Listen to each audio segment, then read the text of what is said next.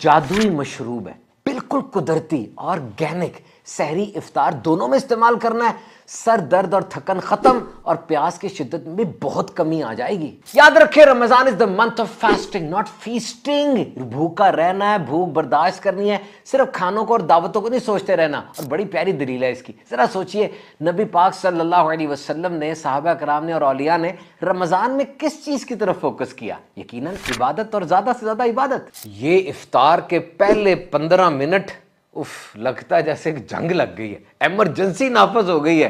पकोड़े, समोसे, दही भल्ले, कुछ रह ना जाए आज। मैं ऐसे लोगों को जानता हूं जिन्होंने रमजान के बाद 10 किलो वजन कम किया, और ऐसों को भी जानता हूं जिनका 15 किलो वजन बढ़ गया। ये RNP, रमजान न्यूट्रिशनल प्लान, ये क्या है? इसके 3 स्टेप्स हैं, बिल्कुल सेट कर देगा रमजान में आपकी रूटीन। ये पूरे कैलेंडर में 360 दिनों में जो अहम तरीन टाइम ब्रैकेट है ना, वो इफ्तारी की है। लेकिन इसमें ख्याल करना है, थोड़ा वेट, थोड़ा स्लो और तरतीब बना लें कौन सा काम पहले करना है इफ्तार में। हर दिल अजीज बनना चाहते हैं, इफ्तारी करवाया करें। इफ्तार से हमें बड़ा प्यार है, हर एक को इसका इंतजार है, करता कोई नहीं इनकार है। पूरे हफ्ते का मेन्यू बना लें, आज दही भल्ले, कल पकौड़े, परसों घर के बने हुए समोसे। मुंह का चस्का भी कब बाकी रहेगा, और जनाब अच्छी न्यूट्रिशनल वैल्यूज भी मिलती जाएंगी। खजूर कुदरती टॉफी है, एनर्जी का एटम बम है, एकदम अंदर जाके फटता है, पूरे जिस्म को एनर्जी देता है। माहिरीन ग़िज़ायात के मुताबिक ये एक खाना ऐसा है जो सहरी में अगर खा लिया जाए तो ये बड़ी देर तक एनर्जी रिलीज करता है और भूख का एहसास नहीं होने देता। इंसानी जिंदगी की सबसे इंपॉर्टेंट एक्टिविटी क्या है? बहुत सी हैं, लेकिन ईटिंग एंड ड्रिंकिंग ये हायरार्की में नंबर 1 पे आती नजर आती है। और हर एक का कोई ना कोई फेवरेट फूड तो होता है। कोई बिरयानी खाता, कोई कोरमा खाता, कोई फास्ट फूड, कोई पिज्जा, कोई बर्गर्स। और जनाब ये जो खाना पीना है, ये इंजॉयमेंट का भी सोर्स है। नथी किया होता कुछ लोगों ने, होटलिंग है, बारबेक्यू है, वन डिश है, एवरीथिंग इज गोइंग फाइन, खाना पीना। और फिर हुक्म हुआ खाओ हमारी दीवी सुथरी चीजें, यानी परमिसिबल जो फूड है उनकी लिस्ट बहुत लंबी है। बहुत थोड़े से खाने जो हराम है। आप ये चले जाएं फूड स्ट्रीट पर, आपको हर खाने की अलग अलग दुकान मिल जाएगी, और उसके बाद रश भी कितना लगा होगा। और रमजान के अंदर इफ्तार, ये वक्त तो बहुत कीमती है। देखा जाए पूरे इस्लामिक कैलेंडर में ये जो ब्रैकेट ऑफ टाइम है इफ्तार का, ये पीक टाइम है, प्रायोरिटी टाइम है, बहुत ही अहम तरीन वक्त है। और क्यों ना हो, इसमें 60,000 जहन्नमियों को, गुनाहगारों को वो बख्शिश के परवाने दिए जाते हैं। और फिर ये वो वक्त है जब रोजादार की दुआ रद्द नहीं होती, यानी रोजादार की दुआ इफ्तार के वक्त रद्द नहीं होती। बस थोड़ा सा मैनेज करना है, क्योंकि इफ्तार के वक्त तो ऐसे लगता है जनाब जंग लगी हुई है। पहले 15 मिनट वो रहमतें हासिल करने की तरफ तवज्जो है या खाना हासिल करने की तरफ तवज्जो है? सामने पकोड़े, समोसे, दही भल्ले, फ्रूट चाट, रोल्स, और जनाब क्या कुछ ढेर लगा हुआ है, और एक इमरजेंसी नाफिज हुई हुई है, सब पल पड़े हैं उसके ऊपर। तो क्या करना है? थोड़ा वेट करना है और स्पीड स्लो रखनी है। और ये याद रखना है कि इस अहम वक्त में सबसे इंपॉर्टेंट एक्टिविटी वो कौन सी है, और हायरार्की क्या बनानी है, यानी तरतीब किस काम की कब क्या करना है, इसको मैनेज करना है। देखिए, इफ्तार के वक्त सबसे पहले तो आप दुआ का वक्त जहन बनाएं। आप अगर वहां बैठते हैं, दस्तरखान पर बैठे हुए हैं, ऑब्वियसली 90% लोग, बल्कि 100% ही दस्तरखान पर ही होते हैं, दुआ का ज़हन बनाए, दुआ मांगे। वो जैसी वक्त आता है, फिर उसके बाद आपने रोज़ा इफ्तार करना है, और इफ्तार करते हुए सुन्नत को मद्देनजर रखें। सुन्नत के अंदर सबसे पहले खजूर है, फिर खुश्क खजूर जिसे छुआरा कहा जाता है, और वो ना हो तो फिर पानी है। और उसके बाद अब आपने जो खाने के जो इफ्तारी की जो दुआ है वो इसके बाद पढ़नी है। और फिर आपने जो रेगुलर खाना खाना है, और फिर अपनी मुंह को साफ करना है, कुल्ली वगैरह करनी, क्योंकि नमाज मगरिब अदा करनी है। और याद रखिए, इफ्तार के वक्त शुक्र जरूर अदा करें, थैंक, क्योंकि वो बंदा जिससे भूख और प्यास की तकलीफ नहीं सही, उसे भूखों और प्यासों के हालात की खबर नहीं हो सकती। और जिस वक्त सारा दिन भूखा प्यासा बंदा रहा, तो अब उसके दिल में अल्लाह की नेमतों की कदर पैदा हुई और शुक्र के जज्बात पैदा हुए। तो थैंक यू अल्लाह, ये जरूर आपने कहना है। याद रखिए, Ramzan is not the month of feasting, it's the month of fasting. ये दावतों का महीना नहीं, बल्कि भूख सहना और भूखे रहने का महीना है। और ऑब्वियसली नबी पाक सल्लल्लाहु अलैहि वसल्लम, सहाबा इकराम और औलिया, इनकी जो जिंदगी में जब रमजान आता था तो ये रमजान के ऊपर किस चीज पे फोकस करते थे? ये देख लें आप, जारी बात है इबादत की तरफ फोकस होता था ना। हमारा फोकस ज्यादा वो खाने की तरफ हो जाता है, फोकस को सेट करना है। हाँ, बाकी जो अच्छी अच्छी नियतों के साथ इफ्तार करवाते हैं, चाहे वो घर वालों के खर्च में कुशादगी करें, उसका हुक्म भी दिया जाता है कि अल्लाह की राह में खर्च करने जैसा हो जाता है। और जो लोग वैसे भी इफ्तार दस्तरखान सजाते हैं, दूसरों के घरों में इफ्तारी भिजवाते हैं, लोगों को राशन देते हैं और अच्छा खाना खाना की कोशिश करते हैं, खिलाते हैं, ये बुरा नहीं है, अभी हम इस पर बात भी करेंगे, लेकिन फोकस आपका अल्लाह की इबादत की तरफ होना चाहिए। खाना भी इबादत बन जाता है अगर आप उसको सही तरीके से मैनेज करें, और दूसरों को खिलाना तो बहुत बड़ी इबादत है। और जनाब, अब हम आते हैं फूड आइटम्स की तरफ, एक डाइट प्लान से थोड़ा डिस्कस कर लेते हैं। सहरी के वक्त ये 3 बातें मद्देनजर रखें। वो खाना खाएं जो कि बहुत ज्यादा पेट पे भारी ना हो, यानी ऐसा तो नहीं हो कि उसके खाने के बाद आपको ब्लॉटिंग स्टार्ट हो जाए, डिस्पिप्सिया हो जाए, गर्ड हो जाए, यानी एसिड ऊपर आ रहा हो और आपको परेशान करे। क्योंकि आमतौर पे सहरी के बाद लोगों का मामूल सोने का होता है, लोग सो जाते हैं, जिससे ये प्रॉब्लम्स हो सकती हैं। दूसरे नंबर पे आपने ये देखना है कि वो खाना खाया जाए जो एकदम से खत्म ना हो जाए, बल्कि आहिस्ता आहिस्ता एनर्जी रिलीज करे, ताकि देर तक आपके अंदर थोड़ा सा उस खाने का कुशन इफेक्ट रहे। और तीसरे नंबर पे आपने ये देखना है वो खाना इस्तेमाल करें जिससे सारा दिन रोजे में शिद्दत प्यास कम रहे। तो वो खाना जो तमाम न्यूट्रिशनिस्ट, तमाम डाइटिशियन और माहिरीन ग़िज़ाइयात वो सहरी के लिए प्रिस्क्राइब करते हैं, जो मैंने पढ़ा अपनी स्टडी में, वो है दही। जी जनाब, डेयरी प्रोडक्ट्स, दूध और उससे बनी हुई चीजें। एक तो ये पेट में देर तक रहती हैं और एनर्जी रिलीज करती रहती हैं। पोटेशियम और सोडियम की मिकदार कम है, जिस वजह से प्यास भी नहीं लगती। बहरहाल सहरी में कॉम्प्लेक्स कार्बोहाइड्रेट्स, प्रोटीन और गुड फैट्स ये जरूरी हैं, जिसमें जौ का दलिया, बगैर छने हुए आटे की रोटी, ये बड़ी अहम। दही में चीनी इस्तेमाल ना करें अगर हो सके तो। सब्ज इलायची, पुदीने के पत्ते खाने से मुंह को ताजगी जरूर मिलती है। चाहते हैं प्यास कम से कम लगे तो नमक का इस्तेमाल कम से कम करें। अचार बिल्कुल नहीं खाना। सहरी के दौरान रेगुलर नाश्ते वाले खाने बिल्कुल इस्तेमाल किए जा सकते। पराठे से सीने में जलन हो सकती है, चना चाट, दही बल्ले वगैरह जरूर इस्तेमाल करें, बहुत अच्छी चीजें। सालन और अंडा लेने में भी कोई मुजायका नहीं, सलाद तो बेहतरीन। और चाय कॉफी वगैरह कड़क ना पिए, अगर पीनी भी है तो कुछ देर पहले इस्तेमाल करें। बिल्कुल सहरी के करीब खाएंगे तो कैफीन की वजह से, चूंकि आखिरी खाना होगा, बार बार पेशाब की हाजत हो सकती है और तेजाबियत भी हो सकती है। वो चीजें जो आहिस्ता आहिस्ता एनर्जी रिलीज करती हैं, उनमें फल, बिलखुसूस केले, सेब वगैरह शामिल हैं। जो का दलिया आपको मैंने बताया, और रेगुलर सालन वो इस्तेमाल किया जा सकता है। Now plan your iftar. Remember, it's time to refuel and re energise. जो सारा दिन एनर्जी नहीं थी, अब आपने उसको दोबारा से लाना है, क्योंकि रात की इबादत करनी है, अगले दिन का रोजा भी रखना है। रोजा इस बात का लाइसेंस नहीं है कि जो मर्जी खाएं, जितना मर्जी खाएं। सारे दिन की भूख प्यास के बाद इफ्तार में मेन्यू ऐसा होना चाहिए कि इंपॉर्टेंट ग़िज़ाई अज्जा, जो इंग्रेडिएंट्स हैं, वो उसमें मौजूद हों। कैल्शियम है, ऑल टाइप्स ऑफ विटामिन्स है, फाइबर है, प्रोटीन है, कार्बोहाइड्रेट्स हैं, और भी जितने भी चीजें हैं वो इसके अंदर मौजूद होनी चाहिए। No junk food, solid food लेना। 2-3 खजूरें इंतहाई जरूरी हैं। खजूर एक बहुत जबरदस्त फूड है। पूरी दुनिया के अंदर खजूर के ऊपर सबसे ज्यादा तहकीकात हुई। खजूर पूरी गट यानी खाने की जितनी भी रास्ता है उस पर सफाई करता हुआ जाता है। सिर्फ रमजान तक इस खाने को महदूद नहीं रखना, सारा साल खजूर खानी है। इसमें ग्लूकोज कंटेंट बहुत ज्यादा है, एकदम एनर्जी का एटम बम बन के फटता है और पूरे जिस्म को ताकत फराहम करता है। फिर फल, ये प्यास को कम करने में, क्योंकि इसके अंदर अपना पानी बहुत ज्यादा होता है। फिर दही बल्ले, फ्रूट चाट घर की बनी हुई, मीठा एकदम से ना खाएं, रसमलाई घर की बनी हुई खा सकते। और इफ्तार में फ्रेश जूसेस, मिल्क शेक, नींबू पानी, ये बेहतरीन। और एक खास हमने आपको मशरूब बताना है, वो भी इंतजार कीजिए, अभी बताते हैं आप। ग़िज़ा में रात के खाने का रेगुलर सालन, रोटी, चावल, ये तो जरूर है। याद रहे, सारे दिन पेट खाली रखने के बाद बहुत ठंडे मशरूबात इस्तेमाल करने से पेट खराब हो सकता है। बेहतरीन यह है कि पूरे हफ्ते का मेन्यू बना लें। आज दही बल्ले, कल फ्रूट चाट, परसों समोसे, घर के बने हुए पकोड़े। इस तरह मुंह का चस्का भी कायम रहेगा और आपको तमाम वैरायटी मिलती रहेगी। हम आपको बिल्कुल मना नहीं कर रहे कि आप पकोड़े समोसे बिल्कुल छोड़ दें,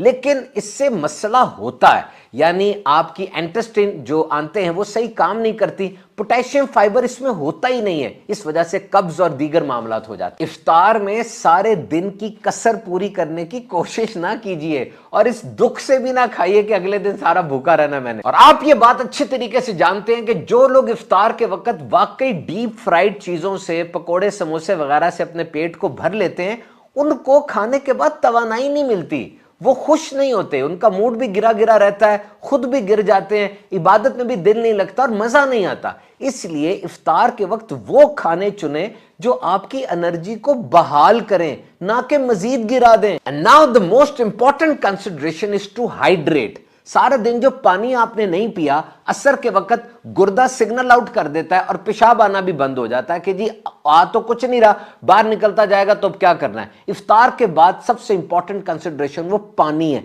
पानी की कमी को कैसे पूरी करें, क्योंकि पानी इंसानी जिस्म के लिए बहुत अहम तरीन है। पूरे जिस्म को ऑक्सीजन ये पानी पहुंचाता है, जिस्म के जोड़ों को लुब्रिकेट करता है। जिस तरह आप मशीन के पुर्जों को ग्रीस लगाते हैं ना, तो ये जोड़ों को लुब्रिकेट करता है, उनको पानी लगा के पानी जो है वो ठीक करता है। गुर्दों को बचाता है, थूक पैदा करता है, जिल्द की सेहत के लिए जरूरी है। दिमाग और रीढ़ की हड्डी में कुशन इफेक्ट पैदा करता है, जिस्म का दर्जा हरारत मेंटेन रखता है, खाने को हजम करने के अंदर जरूरी, जिस्म से गंद को बाहर निकालता है। याद रखें, इंसानी जिस्म का 60% वो पानी पर मुश्तमिल है। और हाँ, एक बड़े पते की बात आपको बताऊं, एक जानवर है, उसका नाम है ऊंट, कैमल। उसको सहरा का जहाज भी कहा जाता है। आपको पता है 3 मिनट में ऊंट 200 लीटर पानी पी जाता है, क्योंकि वो पानी उसके जिस्म में स्टोर होता है और उसके सेल्स वो ओवल शेप होते हैं ना, ओवल शेप, तो इसलिए उसकी रिक्वायरमेंट ज्यादा है। बस एक बात याद रखिएगा कि इतना ढेर सारा पानी ऊंट ही पी सकता है, क्योंकि उससे स्टोर होना होता है।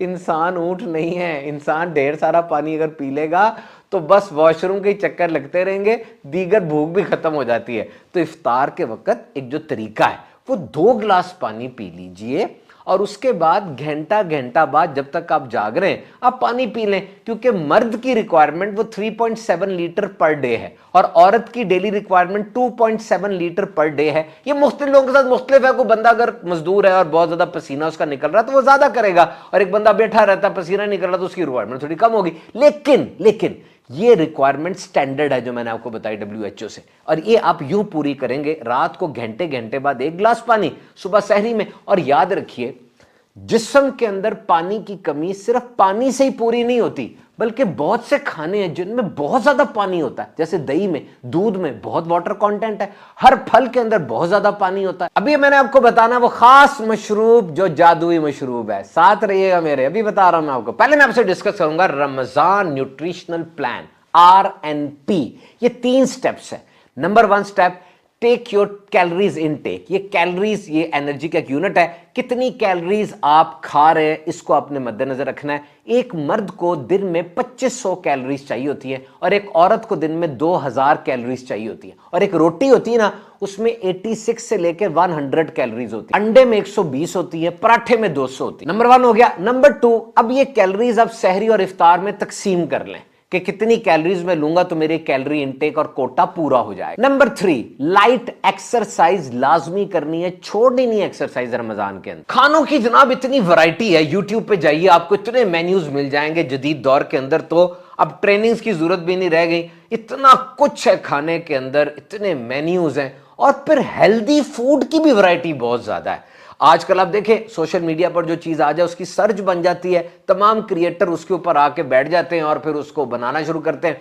सीड्स का कितना काम हो रहा है, किया seeds, flax seeds, pumpkin seeds, और वाकई पंपकिन सीड तो बड़ी जबरदस्त चीज है जनाब, बहुत ही जबरदस्त चीज। और जब मैं ये वीडियो बना रहा हूं, आजकल मैग्नीशियम का एक सर्ज आया हुआ सोशल मीडिया पर, बड़ी अच्छी बात है, ये एक पॉजिटिव साइड है। मैग्नीशियम इंसान की बॉडी की बहुत अहम रिक्वायरमेंट है, दिल को ताकत देती है, इसके रिदम को मेंटेन करती है, सबसे बढ़कर हड्डियों के लिए बहुत बड़ी नेमत है। जो हेल्दी कोलेस्ट्रॉल है उसकी प्रोडक्शन में ये मैग्नीशियम मदद देती है। एक मर्द को दिन में 410 से 420 मिलीग्राम मैग्नीशियम चाहिए और एक औरत को दिन में 310 से 300 मिलीग्राम मैग्नीशियम चाहिए। इसका सबसे बेहतरीन सोर्स वो स्पिनच है। स्पिनच यानी आप ये साग और सब्ज पत्तों वाली चीजें खाएं। अब बनाना है, और पंपकिन सीड में तो मैग्नीशियम भरी हुई है। और एक चीज जिसके अंदर बहुत ज्यादा मैग्नीशियम है वो है जनाब डार्क चॉकलेट। जी हां, ये कड़वी होती है बहुत ज्यादा, लेकिन इसके खाने का तरीका है। जब भी आप डार्क चॉकलेट खाएं ना, तो आप मुंह में इसको रख लें और थोड़ी देर इसको मुंह में रहने दें, ये मीठी हो जाती है। जी, ये इसकी साइंस है। लेकिन डार्क चॉकलेट एक्चुअली कोको जो पाउडर है उससे बनी हुई चीज है, जिसमें कोई चीनी एडिटिव्स नहीं डालते, और असल में ये चीज है जो इंसान को फायदा पहुंचाती है। तो इनटेक को मैनेज करना है रमजान में, और ज्यादातर जब खाने की बात रमजान में आती है ना, उसको रिलेट करते हैं हम मोटापे से कि जी मोटापा कम करो, मोटापा कम करो। ऐसी बात नहीं है। इंसान की सेहत सिर्फ मोटापा नहीं है, पूरा एक सिस्टम होता है ना उसके अंदर। आपने अपनी नींद भी पूरी रखनी है, एक्सरसाइज भी करनी है, ये सारा रमजान न्यूट्रिशनल प्लान का हिस्सा है। और गल्फ के अंदर एक तहकीक हुई, मैंने पढ़ी, मैं हैरान रह गया। वहां की होटलिंग इंडस्ट्री रमजान में 100% ज्यादा गाहक यानी मेहमान और ज्यादा जो गेस्ट्स हैं ज्यादा वहां पर आते हैं। और अब जनाब वो जादुई मशरूब जो कि रमजान में हमने जरूर इस्तेमाल करना है और जिससे हमारी तवानाई बहाल रहेगी। याद रखिए, रमजान के अंदर इतना खाने की वजह क्या है कि जनाब हम भूखे थे और अब भूखे रहना है, तो अब टंकी फुल कर लें। और कभी कभार लोगों को फटीग, सर दर्द और ये जो बहुत सारा थकन हो जाती है, असल वजह इसकी दो है। एक है जनाब पानी की कमी और एक इलेक्ट्रोलाइट्स यानी नमकियात की कमी। इन दोनों को पूरा रखेंगे और पूरा कर लेंगे तो बड़ी देर तक आपको प्यास की शिद्दत का भी एहसास नहीं होगा और आपकी चीज़ें बेहतर होंगी। एक बहुत मशहूर माहिर ग़िज़ाई जो इंटरनेशनल लेवल पर बड़े मशहूर हैं, उनसे मैंने नुस्खा सुना, मैंने कहा मैं आपसे भी शेयर करता हूँ। सबसे पहले आधा कप ताज़ा मौसमी माल्टे का जूस लेना है और फिर उसमें 1/4 जो है क्वार्टर कप वो लीमू का जूस डालना है, उसमें थोड़ा सा नमक डालना है, 1 चम्मच शहद डालना है और 2 कप सही वाला पानी जो फिल्टर वाटर होता है वो डाल के उसको मिक्स करना है, पी लेना है। अगर तो ये आपको सूट कर जाता है, याद रखिएगा सहरी के अंदर इसको ले लेंगे, इफ्तार में इसको लेंगे, बहुत कुछ आपके जिस्म का पूरा हो जाएगा। इसमें ना तो कलर डाला गया है, ना इसमें कोई आर्टिफिशियल केमिकल है, ना इसमें कोई प्रिजर्वेटिव है, बल्कि ये बिल्कुल खालिस और ऑर्गेनिक चीज है जो आपकी एनर्जी को रिप्लेनिश करेगी। बहरहाल शुगर के, ब्लड प्रेशर के मरीज डॉक्टर की हिदायत के बगैर कोई चीज इस्तेमाल ना करें। और ये मशरूब हो या कोई भी चीज हो, इफ्तार और सहर में खजूर के साथ खानी है। खजूर अहम तरीन है। अब आते जनाब उन खानों के ऊपर जो फजीलत और अहमियत के लिहाज से अहम तरीन है, और बड़ी सिंपल सी बात है, जो मेन्यू मेरे नबी पाक अलैहिस्सलाम ने पसंद फरमाया, जो आपकी प्यारी ग़िज़ाएं थी, वही सबसे बेहतरीन है। और सबसे पहले, protein is the king of all foods. और नबी पाक सल्लल्लाहु अलैहि वसल्लम का इरशाद है, गोश्त खानों का सरदार है। और वाकई विटामिन B6, B12 बहुत कुछ है इसमें, प्रोटीन बहुत ज्यादा होती है, आयरन की कमी जिनमें है, फेरेटिन लेवल जिनका कंप्रोमाइज है, चेहरा थोड़ा फीका फीका पीला पीला रहता है, उनके लिए गोश्त बहुत बेहतरीन है। फिर खजूर, जैतून और दूध, ये तीनों भी नबी पाक सल्लल्लाहु अलैहि वसल्लम ने इनको सोबत बख्शी, इनको भी इस्तेमाल फरमाया, तीनों ही बहुत बेहतरीन है। आप सल्लल्लाहु अलैहि वसल्लम कभी खालिस दूध नोश फरमाते, कभी पानी मिला दूध नोश फरमाते। किशमिश और खजूर का भी आपने एक जूस सा वो भी नोश फरमाया, किशमिश और खजूर को पानी में मिला के भी आपने नोश फरमाया। जैतून सुपर फूड है। जाएं और जाके ऑथेंटिकेट वेबसाइट और सोर्स से या किसी LLM मॉडल से, लार्ज लैंग्वेज मॉडल जो आर्टिफिशियल इंटेलिजेंस के, डीप सीक और चैट GPT वगैरह, वहां जाके खजूर और जैतून के बारे में, बिलखुसूस ऑलिव के बारे में इंफॉर्मेशन ले, आपको पता चलेगा ये कितनी बड़ी नेमत है। ऑलिव बेशक आप छिड़क लें पराठे के ऊपर या रोटी के ऊपर ले लें। नबी पाक सल्लल्लाहु अलैहि वसल्लम ने इरशाद फरमाया, जैतून इस्तेमाल करो, इससे मालिश करो, क्योंकि ये बरकत वाले दरख्त से है। और फिर अनार और कद्दू शरीफ, अनार कुर्रे अर्ज़ पर मौजूद सेहतमंद तरीन खानों में से है।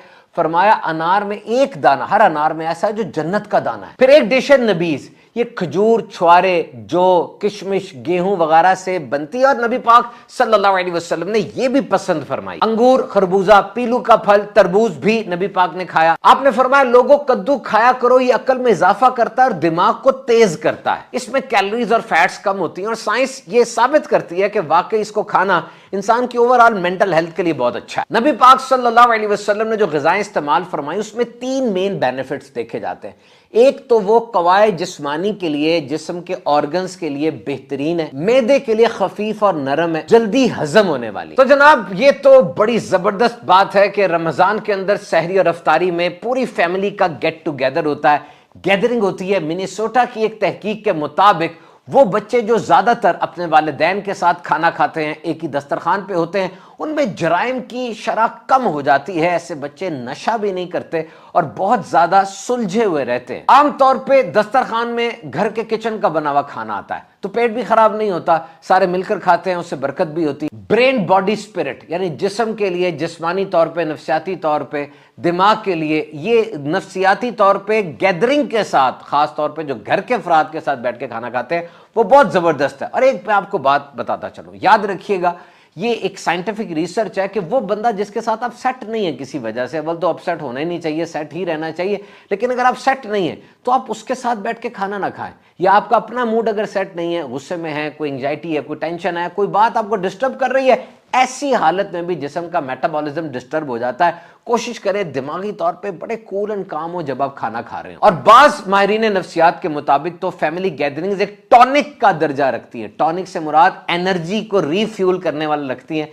इस दौरान सारे बैठकर खाना खाते हैं तो बहुत ज्यादा अच्छा लगता है और जिस्मानी तौर पे सलाहियतें बढ़ती हैं। ऐसे बच्चों की एकेडमिक परफॉर्मेंस यानी जो तालीम और तरबियत के मामला है, ग्रेड्स भी अच्छे आते हैं। और जनाब जो इफ्तारी करवाना है, इसमें तो सखावत भी है और इसके अंदर दूसरों के साथ मेहमान नवाजी भी है, खाना खिलाना भी है, इरशाद आलीशान भी है ना, ए लोगो सलाम को आम करो, खाना खिलाओ और ऐसे वक्त में नमाज पढ़ो जब सब सो रहे हो, सलामती के साथ जन्नत में दाखिल हो जाओ। तो दावत इफ्तार करवाना, दूसरे को इफ्तार करवाना, ये बड़े सवाब की बात है। आपने नोट किया होगा बुजुर्गाने दीन के यहाँ वो लंगर चलता है और चलता रहेगा। ये खाना खिलाने का सिलसिला बड़ा पुराना है और ये सिलसिला जारी रहेगा। फरमाया रोजादार के लिए दो खुशियां हैं, एक जब वो इफ्तारी करता है उसको खुशी मिलती है और एक जब वो अपने रब का दीदार करेगा और उसे पता चलेगा रोजे का इतना बड़ा बदला उसे दिया जा रहा है। जो हलाल कमाई से रोजादार को इफ्तार करवाएगा, फरिश्ते हर रात उस पर दुरूद भेजते हैं और शब कदर पे जिब्रील अमीन अलैहिस्सलाम उससे मुसाफा करेंगे।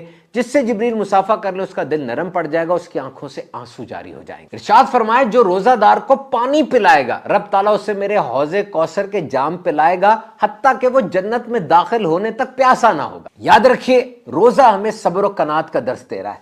एक बहुत बड़ी चीज फूड वेस्ट की आज दुनिया में मैनस फैला हुआ है, ये कि 3 प्लेटें अगर मेरे सामने पड़ी हैं, 1 प्लेट खाना जाया कर दिया जाता है, हर 8 में से एक बंदा भूखा जा रहा है। जमीन में इतने रिसोर्सेज हैं कि सबको खाना मिल सकता है, ज्यादा मिल सकता है, लेकिन ये जो हम खाना जाया करते हैं ना, ये बड़ा गलत है। और रमजान के अंदर भी है, इफ्तार बुफे लगा हुआ है, पार्टी हो रही है, दस्तरखान हो रहा है, घर हो, होटल हो, हर जगह पर बच्चा बड़ा बूढ़ा वो एक तरीकाकार बन गया खाना जाया करना है। और मुख्तलिफ जो बड़े बड़े शॉप्स होती हैं, बड़े बड़े मॉल्स होते हैं, वहां पर भी खाना जाया करने का रुझान है। जी ये साइज का सब्जी नहीं है, साइज का फल नहीं है, उसको वेस्ट कर देते हैं। और खाना जो होटल्स में बचता है वो किसी और को थोड़ी दिया जाता है, वो भी वेस्ट कर दिया जाता है। तो ये पॉल्यूशन का सबब भी बनता है और हमारे दीन में इसकी बड़ी ममानियत आई है।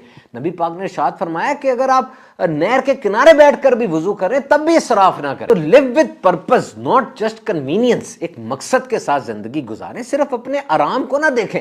आपके इर्द गिर्द जो लोग हैं, जो भी मखलूकात है, पौधे हैं, जानवर हैं, वो आपके कुरा अर्ज में आपके साथ हैं, आपने इनका ख्याल करना है। तो 3 चीजें याद रखनी है रमजान में, खास तौर पर रिड्यूस, रीयूज और रिसाइकल। रिड्यूस का मतलब उतना खरीदना है जितने की जरूरत है। ये जनाब डिस्काउंट ऑफर है, एक के साथ एक फ्री, इसके जाल में फंस नहीं जाना। रीयूज, उस चीज को दोबारा इस्तेमाल करें। रिसाइकल, वो चीज खरीदे जो रिसाइकल हो सकती है। बहुत से कपड़ों के ऊपर लिखा होता है रिसाइकल आइटम है, आप वो चीज खरीदेंगे वो रिसाइकल होती रहेगी। नबी पाक सल्लल्लाहु अलैहि वसल्लम ने इरशाद फरमाया, आप घर तशरीफ लाए, नीचे रोटी का टुकड़ा गिरा हुआ था, आपने उठाया, पूंछा और इस्तेमाल कर लिया, यानी रीयूज किया। और बीबी आयशा सिद्दीका तैयबा ताहिरा फीफा सिद्दीका रदी अल्लाह तआला अन्हा से इरशाद फरमाया, आयशा ये अल्लाह की नेमत है, ये जिस कौम से भागी है फिर पलट कर नहीं आई, इसका इकराम करो। तो जनाब हमने अपनी इस वीडियो में आपसे बहुत कुछ डिस्कस किया, फूड वेस्ट भी डिस्कस किया, एक खास जादुई मशरूब भी डिस्कस किया, इफ्तार और सहरी में हमने क्या खाना है ये भी डिस्कस किया। तो आप हमारे साथ रहिए YouTube चैनल पर, इंशाल्लाह इसके बाद मजीद आपको रमजान के हवाले से अच्छी अच्छी वीडियोस मिलेंगी। अल्लाह ताला हम सब की खैर